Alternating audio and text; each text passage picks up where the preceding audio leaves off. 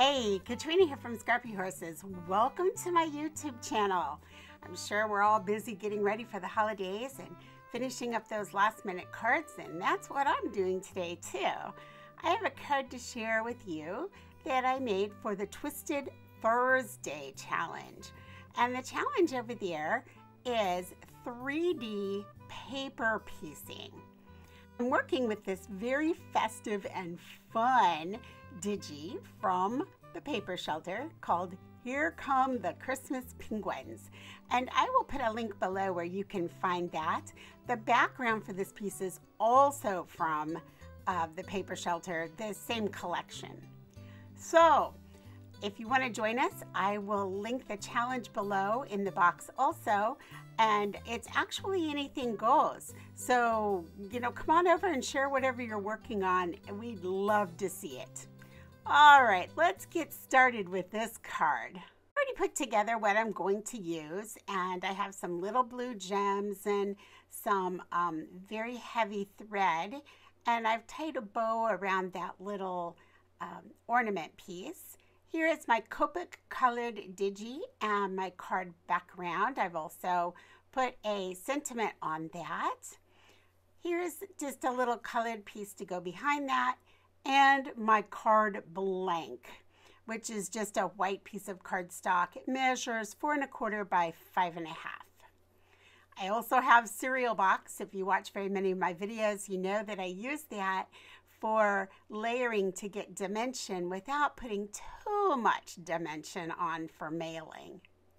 All right, I'm going to start this card off by putting my little scene, and again, this is from the paper shelter, and I've imported it into Cricut Design Space and manipulated that a bit. If you're unsure how to manipulate patterns in Design Space, I have several videos about that. I'll try to remember to link one at the end of this video. Okay, so what I'm going to do is I'm just going to square this up, get it in there as carefully as I can, and just put it in with my ATG gun. So I just stick the heel of my hand on the edge, and I curl up the side there and just roll my tape on, and then just stick it down. It's just that easy. I don't measure anything or mark anything. I just sort of eyeball it. Usually when I'm working in big projects, I will go ahead and I will not necessarily measure, but I will use glue over tape just so I have wiggle room, but I feel like I'm going to get it close enough that I can just tape it in the first time.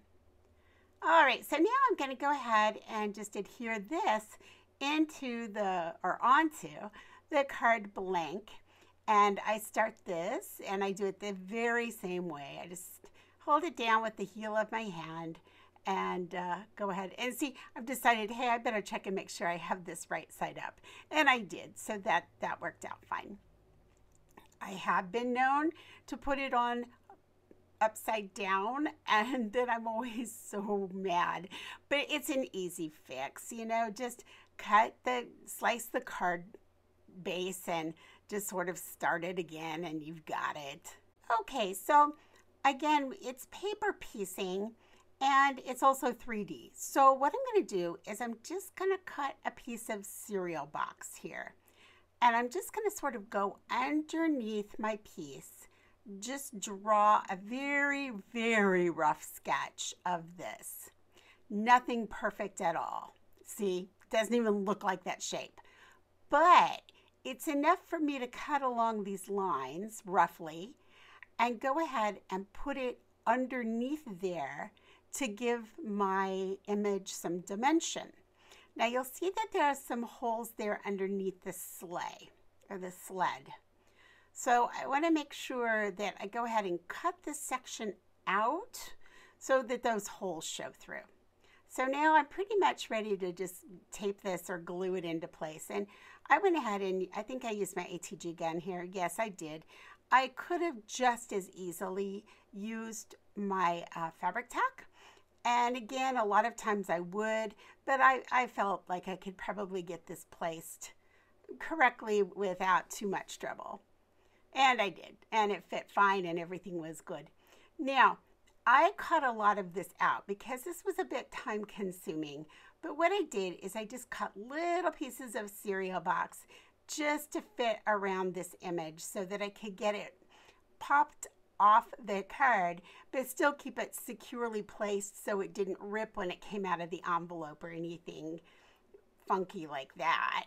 So I just basically put little pieces on, and now I'm going to go ahead and add my Fabri Tac and add this delightful little image to that festive scene.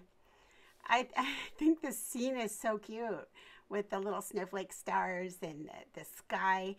And later on, I'm going to be putting in some gems just to sort of ornament up that sky even more. Ornament up. Huh.